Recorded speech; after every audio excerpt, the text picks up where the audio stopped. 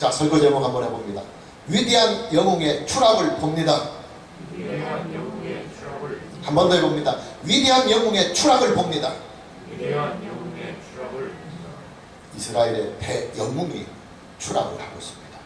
구약 성경에 나타나고 있는 그 수많은 믿음의 영웅들 가운데서 단연 최고의 자리에 있는 위대한 믿음의 영웅이 하루아침에 추락을 하고 있습니다. 그 위대한 영웅의 이름은 모세요. 그리고 추락하는 자의 이름 역시도 모세입니다. 세월이 흘러 어느덧 모세와 이스라엘 자손들이 출애굽을 한 지도 어언 40년째가 되고 있습니다. 가데스 바네아에서의 그 치명적인 반역의 사건이 있은 지도 벌써 38년이라고 하는 세월이 흘러갔습니다. 가나안에 입성을 하지 못하고 광야에서 떠돌이 생활을 하며 살아왔던 이스라엘 자손들은 38년이 흐른 후에 다시 가데스 바네아로 돌아옵니다. 가데스 바네아는 가나안에 입성하기를 위한 길목에 위치하고 있기 때문에 이제 그들은 가나안 입성의 재도전을 위해서 38년 후에 가데스 바네아에 다시 돌아오는 것입니다. 모세의 나이도 이제 120세가 되었습니다. 모세의 누인 미리암은 이곳에서 세상을 떠나게 됩니다. 이스라엘 자손들에게 있어서 가데스 바네아는 한이 서려 있는 장소입니다. 38년 전 바로 이 장소에서 그들은 가나안 정복을 바로 눈앞에 두고 통한의 발걸음을 돌려야 했던 바로 그 통한의 장소, 눈물의 장소가 바로 가데스 바네아이기 때문입니다. 자, 장소는 같습니다. 그러나 세월은 흘러 38년이라고 하는 세월이 흘렀습니다. 이 38년이라고 하는 이 세월은 이스라엘 자손들에게도 세대의 변화라고 하는 새로운 시대를 맞이하게 됩니다. 출애굽을 한 이스라엘의 제1세대들은 40년 동안의 광야의 생활 속에서 거의 다 세상을 떠났기 때문입니다. 지금 가데스 바네아에 모여있는 이스라엘 자손들은 출애굽을 한 제1세대들이 아니라 그들의 자녀들인 제2세대들입니다. 그들은 이제 다시 가나안 정복에 재도전을 해야 합니다. 그들의 부모들이 이루지 못했던 통한의 가나안 정복에 대한 책임을 이제 제2세대들이 떠맡고 있는 것입니다. 가데스 바네아는 이스라엘 자손들이 칭을 치고 가나안 정복에 대하여 논의를 할 수 있는 아주 적합한 장소였습니다. 그곳에는 오아시스가 있어서 넉넉한 물이 있었기 때문입니다. 그러나 38년 만에 다시 찾아온 가데스 바네아에 오아시스의 물이 다 말라 있었습니다. 그러자 이스라엘의 신세대들은 모세에 대하여 크게 원망을 하면서 모세와 아론에게 질책을 하기 시작합니다. 모세와 아론은 회막문 앞에 엎드려서 하나님의 은혜를 구하게 됩니다. 하나님은 모세에게 이런 지시를 합니다.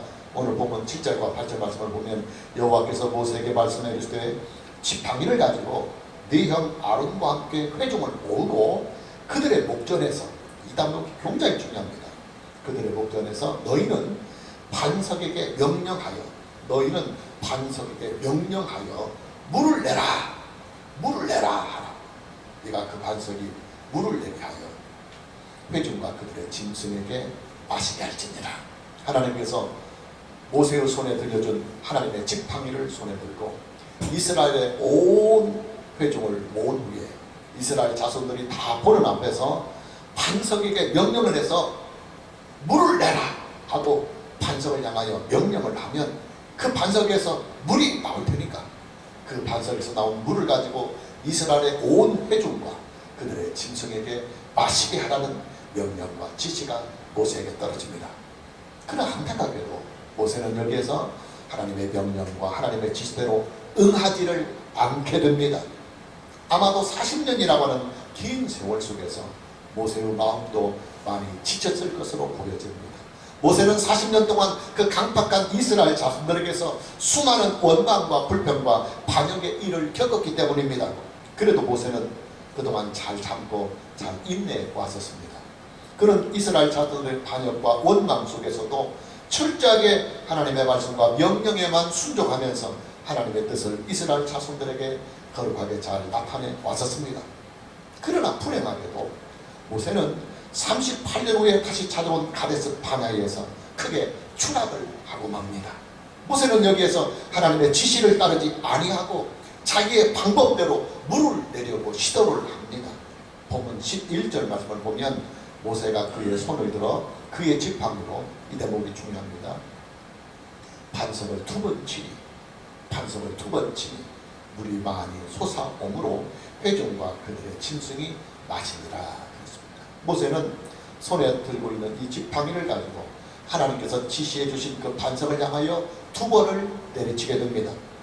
물론 모세가 지팡이로 두 번을 내리친 반석에서 물이 나오기는 하였지만, 그리고 그 반석에서 나온 물을 가지고 이스라엘의 온 회중과 그들의 짐승이 마실 수는 있었지만, 그러나 이 일로 인하여 모세와 아론은 하나님의 큰 징계를 받고 가나안 땅에 들어가지 못하는 중징계를 받게 됩니다.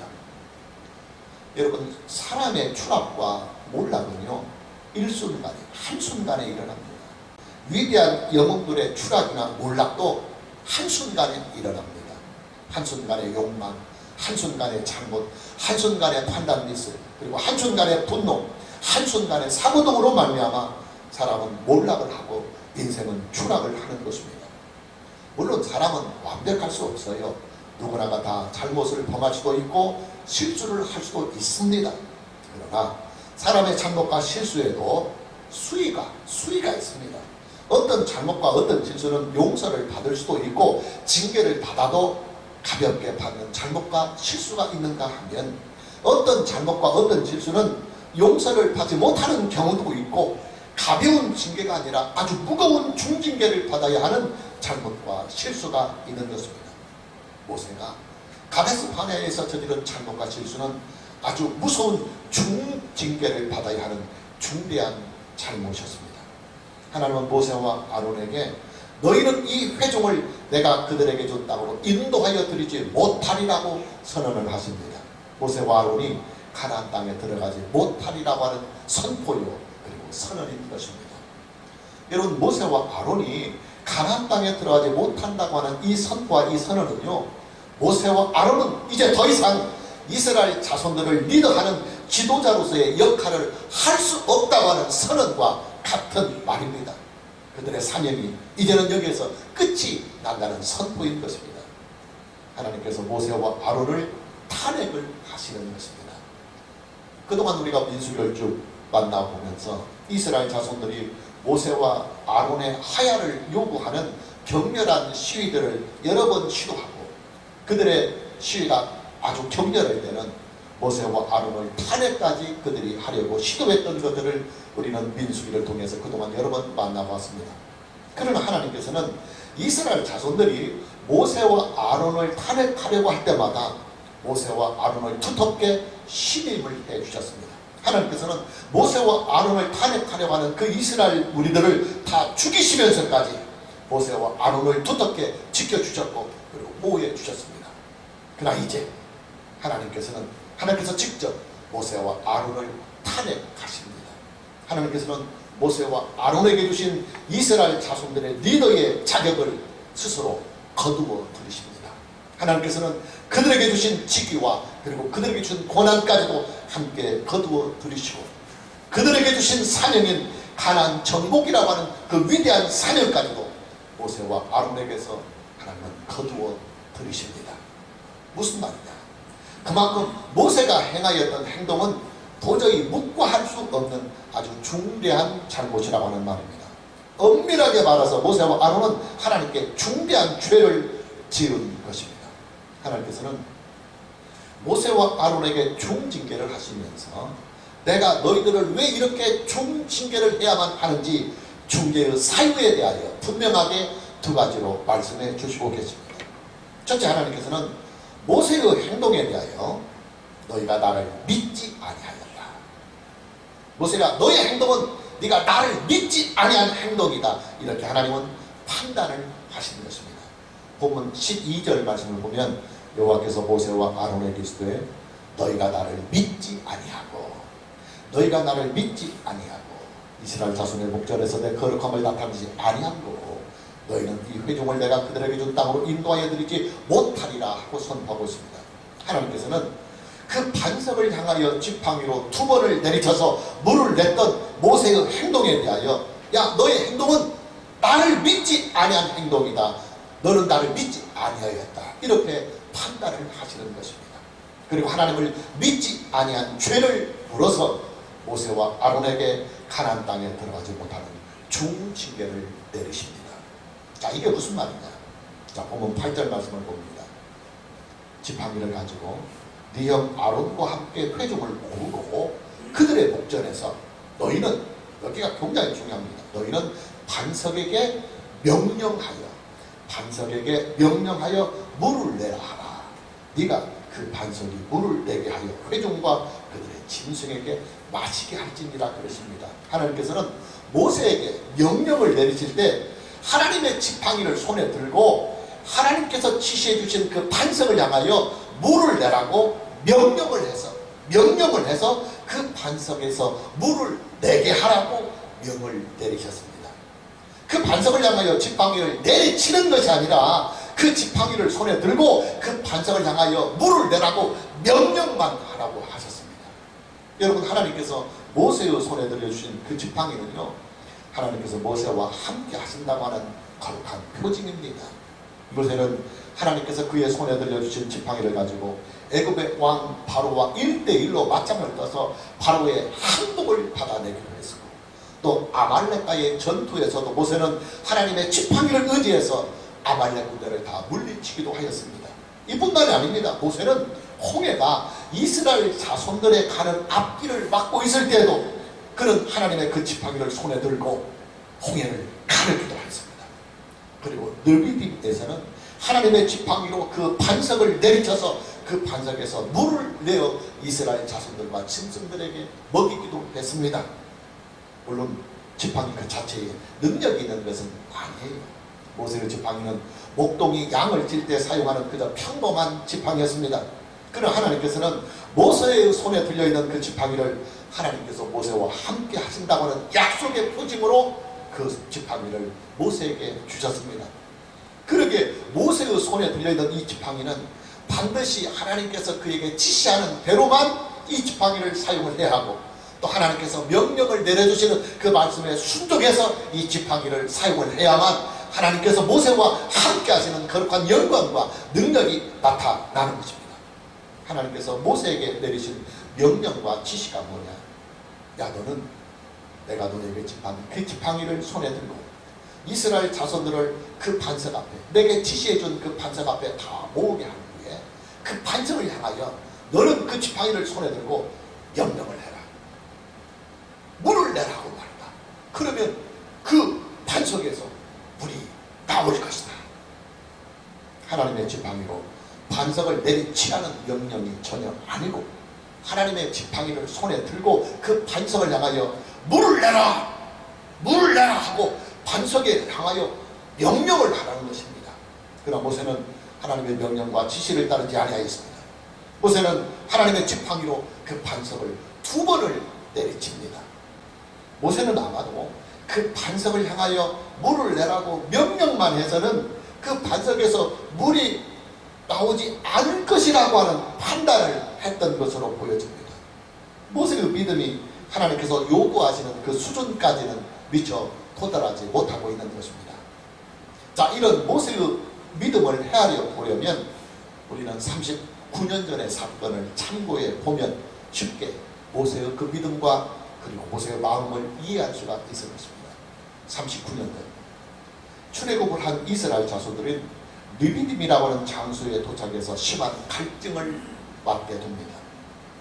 비축해 놓았던 식수가 바닥이 나고, 또 그들이 기대했던 느비딤에서는 물을 구할 수가 없었기 때문입니다. 이때 하나님은 모세에게 이런 명령과 지시를 내리십니다. 참고 구절로 출애굽기 17장 6절입니다. 내가 호렙산에 있는 그 반석 위 거기서 네 앞에 서리니 너는 그 반석을 치라. 그것에서 물이 나오리니 백성이 마시리라. 모세가 이스라엘 장로들의 목전에서 그대로 행하니라 그랬습니다. 39년 전 느비딤에서 하나님은 모세에게 그 반석을 지팡이로 쳐서 물을 내라는 명령을 내리셨습니다. 모세는 하나님께서 지시해 주시는 대로 하나님의 지팡이를 손에 들고 그 반석을 향하여 내리쳤습니다. 그리고 그 결과 그 반석에서는 물이 터져나오고, 그 반석에서 나온 물은 이스라엘의 온 회중들과 그들의 짐승 가지고 넉넉히 먹일 수 있는 충분한 식수가 되었습니다.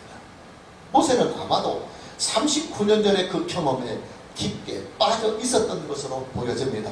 그 반석을 향하여 하나님의 지팡이로 내리쳤을 때 엄청난 양의 물이 그 반석에서 쏟아져 나왔던 그 경험과 그 환상에 그는 아직도 사로잡혀 있었던 것입니다. 그러나 39년이 지난 지금에 와서 하나님은 그 반석을 지팡이로 치라고 명령하지 아니하시고 그 반석을 향하여 물을 내라고 명령만 하라고 하시니까 모세는 거기에서 믿음이 약간 흔들렸던 것으로 보여집니다.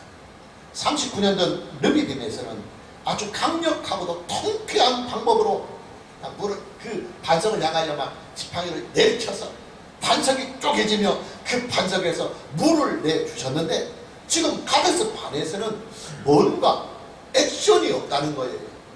액션이 없다. 액션이 뭔가 부족하고 허전하다는 느낌을 스스로 심리적으로 받는 것입니다.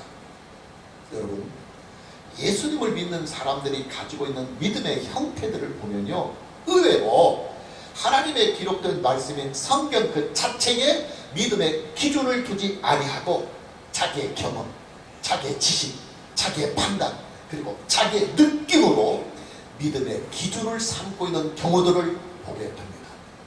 실컷 하나님께 기도를 하고서도 자기가 느낌상 마음이 후련하지 않으면 뭔가 기도의 응답이 잘 안 될 것 같은 찝찝한 마음이 듭니다. 기도를 하고서도 자기 스스로가 속이 시원하고 후련하게 느껴지지 못하면 뭔가 기도를 하고도 찝찝한 느낌을 받는 것입니다. 가끔씩 주변에 보면 금식에 중독이 된 사람들이 있어요. 그들은 꼭 기도할 때 금식을 하지 아니하면 기도의 응답이 오지 않을 것 같은 착각을 하면서 꼭 금식을 해야만 하나님께서 들어주실 것 같은 느낌을 받습니다. 이런 현상들은 마치 중요한 시험을 앞두고 밤샘 공부를 하고 있는 이 수험생이 밤을 새워서 공부를 하고 있음에도 불구하고 뭔가 서운하고 찝찝한 생각이 들다가 갑자기 코에서 쌍코피가 터지면 그때서야 공부를 한 시원한 느낌이 드는 것 같은 현상입니다. 우리의 믿음에 이런 현상들이 왜 생기게 되느냐? 믿음에 대한 기준을 오직 하나님의 기록된 성경 말씀에만 두지를 아니하고 자기의 느낌, 그리고 자기의 경험, 자기의 축적된 지식에, 그리고 자기의 느낌과 감정에 믿음의 기준을 두고 있기 때문입니다. 성경은 믿고 구한 것은 받은 줄로 믿으라고 말씀을 하고 있어요. 그러나 자기 느낌상 기도를 하고 나서도 느낌이 후련하지 아니하면 뭔가 하나님께서 나의 기도를 응답해 주지 아니하실 것이라고 하는 착각을 받습니다. 성경은 우리의 기도는 오직 우리의 은하, 우리의 공로로 드려지는 기도가 아니라 예수 그리스도의 의와 예수 그리스도의 공로와 예수 그리스도의 중보로만 응답이 온다고 하는 사실을 분명하게 우리에게 가르쳐주고 있음에도 불구하고 뭔가 내가 느낌상, 감정상 속이 시원하고 후련하도록 그냥 과격한 액션을 취해야만 응답이 올 것 같은 느낌이 우리들 스스로에게 있는 것입니다. 착각입니다. 분명한 착각입니다. 그리고 오해입니다. 분명한 오해입니다. 여러분, 기독교 신앙은요, 전적으로 하나님의 은혜에만 의존하는 신앙이에요. 또 기독교 신앙은 전적으로 우리 주 예수 그리스도를 믿음으로 말미암아 주어지는 예수 그리스도의 의와 예수 그리스도의 공로와 예수 그리스도의 중보에만 의존하는 신앙이 바로 기독교 신앙입니다. 우리의 믿음은 하나님의 은혜를 믿을 때에 하나님의 은혜를 수납하는 것이 우리의 믿음이라고 그랬잖아요. 그러니까 하나님의 은혜를 우리가 믿음으로 수납할 때 역사가 일어나는 것이고 예수 그리스도의 공로를 우리가 믿을 때에 응답의 역사가 나타나는 것입니다. 우리의 느낌이나 우리의 경험이나 우리의 판단은 전혀 기독교 신앙에 영향을 주지 아니하는 것입니다. 하나님께서 모세의 과격한 행동에 대하여 너는 나를 믿지 아니하였다, 너는 나를 믿지 아니하였다 하고 판단을 하시는 근거가 바로 여기에 있습니다. 하나님께서 모세에게 원하시는 믿음은 오직 하나님의 말씀만을 믿고 하나님께서 그에게 말씀해 주신 그대로만 순종하기를 원하시는 믿음을 모세에게 요구하시는 것입니다. 여러분, 하나님께서 우리에게 요구하시는 믿음의 기준은요, 오직 하나님의 말씀만을 믿음의 기준으로 삼고 오직 하나님의 그 말씀에 순종하는 것을 믿음의 기준으로 삼고 계십니다. 하나님의 말씀 그 자체가 절대적인 선이시며 하나님의 말씀 그 자체가 절대적인 의요, 또 하나님의 말씀 그 자체가 절대적인 진리이기 때문입니다. 오늘 저와 여러분 모두에게 오직 하나님의 기록된 말씀인 신구약 성경 66권의 터 위에 우리의 믿음을 세워가는 이 은혜가 있기를 주님의 이름으로 축복합니다. 자, 이제 하나님께서 모세와 아론에게 중징계를 하시면서 징계의 사유로 말씀해 주시는 두 번째의 징계의 사유를 우리가 함께 봅니다. 다시 보면 12절입니다. 여호와께서 모세와 아론에게 이르시되 너희가 나를 믿지 아니하고, 이 다음 문장입니다. 이스라엘 자손의 목전에서 내 거룩함을 나타내지 아니한 거로, 이스라엘 자손의 목전에서 내 거룩함을 나타내지 아니한 거로 너희는 이 회종을 내가 그들에게 준 땅으로 인도하여 드리지 못하리라. 자, 하나님께서는 모세의 과격한 행동이 하나님의 거룩함을 크게 훼손을 시키는 행위라고 판단을 하고 계십니다. 왜 하나님께서 그렇게 판단을 하고 계실까요? 자, 이 문제는 신학적인 해석이 좀 필요한 부분입니다. 우리가 출애굽기를 함께 만나면서 이런 말씀을 드렸던 적이 있습니다. 르비딤의 그 반석은 우리를 위하여 자기의 몸을 십자가에 들이신 예수 그리스도를 예표하고 상징하고 있다. 그런 말씀을 드린 적이 있습니다. 하나님께서는 모세에게 르비딤에 있는 그 반석을 지팡이로 치라고 명령을 내리시기 전에 내가 그 반석 위에 서리라. 내가 그 반석 위에 서리라. 그래 너는 내가 서 있는 그 반석을 향하여 지팡이로 쳐서 물을 내라고 하셨습니다. 우리가 다시 참고구절로 출애굽기 17장 6절 말씀을 다시 보면 내가 호렙산에 있는 그 반석이 거기서 네 앞에 서리니 너는 그 반석을 치라. 그것에서 물이 나오리니 백성이 마시리라. 모세가 이스라엘 장로들의 목전에서 그대로 행하니라고 했습니다. 모세가 지팡이로 내리친 그 르비딤의 그 반석은 하나님께서 그 반석 위에 서 계시는 반석입니다. 자, 무슨 말이냐면 모세가 지팡이로 내리친 르비딤의 그 반석은 사실은 단순한 돌덩어리가 아니라 하나님 자기 자신을 상징하는 반석이었다는 말입니다. 그래서 성경은 하나님께서 서 계신 반석을 반석이라고 그렇게 말씀하지 아니하시고 그 반석 앞에 정관사를 붙여서 그 반석 많은 바위들이 있지만 그 바위와 이 바위는 전혀 다르다.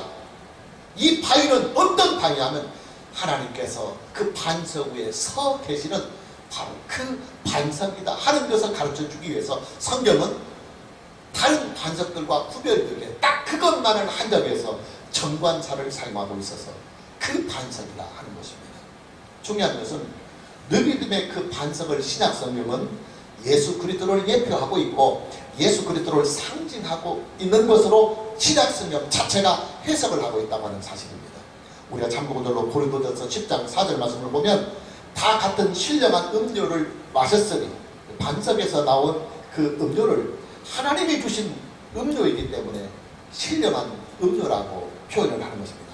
다 같은 신령한 음료를 마셨으니 이는 그들을 따르는 신령한 반석으로부터 마셨으며 그 반석은 곧 그리스도시라. 그 반석은 곧 그리스도시라. 구약 성경에서 이스라엘 자손들에게 물을 내어주었던 그 반석은 예수 그리스도라고 신약 성경 자체가 해석을 하고 있습니다. 당연히 모세의 지팡이를 맞았던 르비딤의 그 반석은 바로 예수님께서 우리의 죄를 대신해서 자기의 몸을 하나님께 속죄의 제물로 드리신 예수님의 십자가 사건을 상징하고 있다는 말씀입니다. 본문의 말씀에서도 하나님께서 모세에게 지시해 준 그 반석은 그냥 반석이라고 표현하지 아니하고 정관사를 붙여서 그 반석이라고 분명하게 표시해 주고 있습니다. 본문 10절 말씀을 보면 모세와 아론이 회중을 그 반석 앞에 모으고 그 반석 앞에 모으고 하나님께서 지정해 주신 반석입니다. 반석에게 명령을 해서 물을 내라고 하신 바로 그 반석. 그래서 정관사를 붙여서 그 반석 앞에 모으고 그렇습니다.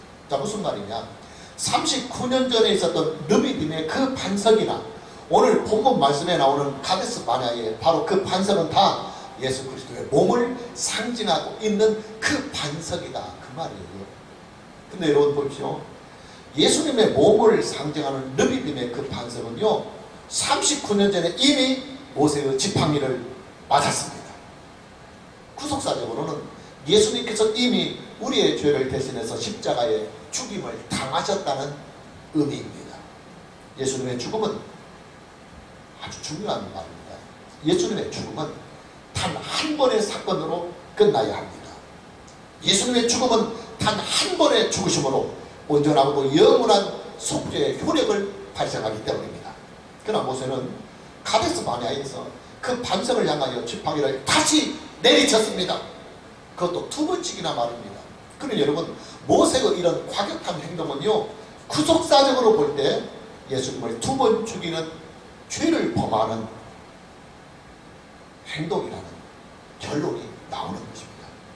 그럼 이미 39년 전에 하나님이 서 계신 그 반석을 내리쳤습니다. 반석이 갈라졌습니다. 이것은 예수님의 십자가 사건을 상징하는 것입니다. 예수님이 우리를 위하여 한 번 죽으심으로 온전하고도 영원한 속죄의 효력을 우리에게 주시는데, 그 이후에는 우리가 믿음을 통해서 구속의 은혜를 충만하게 힘있기만 하면 되는 것입니다. 그래서 이 가데스 반에서 만났던 그 반석은 내리치라는 명령을 내리지 아니하고 이제는 명령만 해서 물을 내라고 하나님께서는 하시는 것입니다. 모세의 과격한 행동은 예수 그리스도의 구속의 은혜를 크게 손상을 시키는 죄가 되는 것입니다. 그리고 동시에 하나님의 거룩하심을 크게 훼손시키는 죄가 되는 것입니다. 자, 이 말씀을 지금 저와 여러분들에게 한번 적용을 한번 해봅시다. 여러분, 지금 저와 여러분이 예수 그리스도를 믿음으로 말미암아 얻고 누리고 있는 예수 그리스도의 구속의 은혜는요, 온전하고도 영원한 은혜입니다. 예수님께서는 단 한 번의 죽으심으로 그를 믿는 모든 자에게 온전하고도 영원한 속죄의 효력을 주셨습니다. 자, 참고적으로 히브리서 10장 14절 말씀입니다. 그가 거룩하게 된 자를 한 번의 제사로, 한 번의 십자가의 사건, 한 번의 속죄의 이 사건으로 영원히 온전하게 하셨느니라. 예수 그리스도의 십자가 사건은 단 한 번의 사건으로 말미암아 그를 믿는 모든 자에게 온전하고도 영원한 속죄의 효력을 주고 있다. 이것이 히브리서 10장 14절 말씀입니다. 다시 계속해서 참고적으로 히브리서 10장 18절 말씀을 보면 이것들을 사하셨습니다.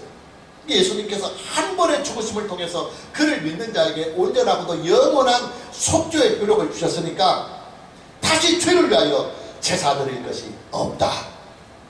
다시 예수님이 십자가에 죽을 이유가 전혀 없다, 그 말입니다. 여러분, 지금 이게 무슨 말씀입니까? 예수님의 십자가 사건은요, 단 한 번의 사건으로 족하다는 말씀입니다. 예수님의 십자가 사건을 두 번, 세 번을 반복하려고 하는 사람은 예수 그리스도의 구속의 은혜를 훼손하려고 하는 악질적인 범죄의 행위다, 그렇게 성경은 선포하고 있습니다. 모세가 믿음이 없이 행한 이 과격한 행동은 하나님의 구속사적인 의미로 볼 때 예수님을 두 번 십자가에 못 박는 행위와도 같은 것입니다. 그러기에 구약 최고의 영웅이라고 할지라도 하나님의 구속사를 훼손시키고 예수 그리스도 안에 있는 하나님의 이 거룩한 구속의 영광을 훼손시킨 모세의 그 행위에 대하여 하나님은 중징계로 그들을 처벌할 수밖에 없는 것입니다. 여러분, 하나님의 거룩하신 영광은요, 우리 주 예수 그리스도의 구속의 사건을 통해서 가장 충만하게 나타나고 가장 선명하게 드러나고 그리고 가장 선명하게 나타납니다. 그런데 모세가 예수 그리스도 안에 있는 하나님의 구속사를 크게 흐리게 만들어 버렸으니까 하나님의 거룩함을 훼손한 죄를 짓게 되는 것입니다. 여러분, 사람이 행할 수 있는, 사람이 하나님께 지을 수 있는 범죄 중에서 가장 중대한 죄가 뭐냐면 하나님의 구속사를 훼손시키거나 하나님의 구속사를 손상시키는 행위, 이것이 인간이 하나님께 지을 수 있는 가장 중대한 범죄입니다. 이것을 바꾸어 말하면, 역으로 말하면 사람이 행할 수 있는 가장 선하고 가장 복된 행위가 뭐냐면 하나님의 구속의 은혜를 충만하게 드러내고 하나님의 구속의 사건을 우리가 증거하고 또 하나님의 구속의 은혜를 우리가 믿음으로 수납하게 될 때 하나님은 이것을 가장 선하고 축복된 인간의 행위로 보시는 것입니다. 오늘 저와 여러분 모두에게 예수 그리스도 안에 있는 하나님의 구속의 이 은혜 안에서 남은 인생을 오직 믿음으로 살아갈 수 있는 이 은혜가 있기를 주님의 이름으로 축복합니다. 마무리합니다. 기독교 신앙의 세계에서는 영웅이란 존재하지 않습니다. 모세나 아브라함이나 다윗이나 사도 바울이나 사도 베드로나 사도 요한은 사실 영웅들이 아닙니다. 그들은 모두 오직 하나님의 은혜만으로 살아가는 사람들 뿐입니다. 그리고 오직 우리 주 예수 그리스도를 믿음으로 말미암아 살다간 인생들일 뿐입니다. 그리고 오직 성령의 은혜 안에서 하나님의 구속자를 섬기며 살다간 믿음의 사람들일 뿐입니다. 오늘 저와 여러분 모두에게 남은 인생도 오직 하나님의 은혜 안에서 오직 우리 주 예수 그리스도를 믿음으로 말미암아 오직 성령을 의지하며 살아갈 수 있는 이 은혜가 있기를 주님의 이름으로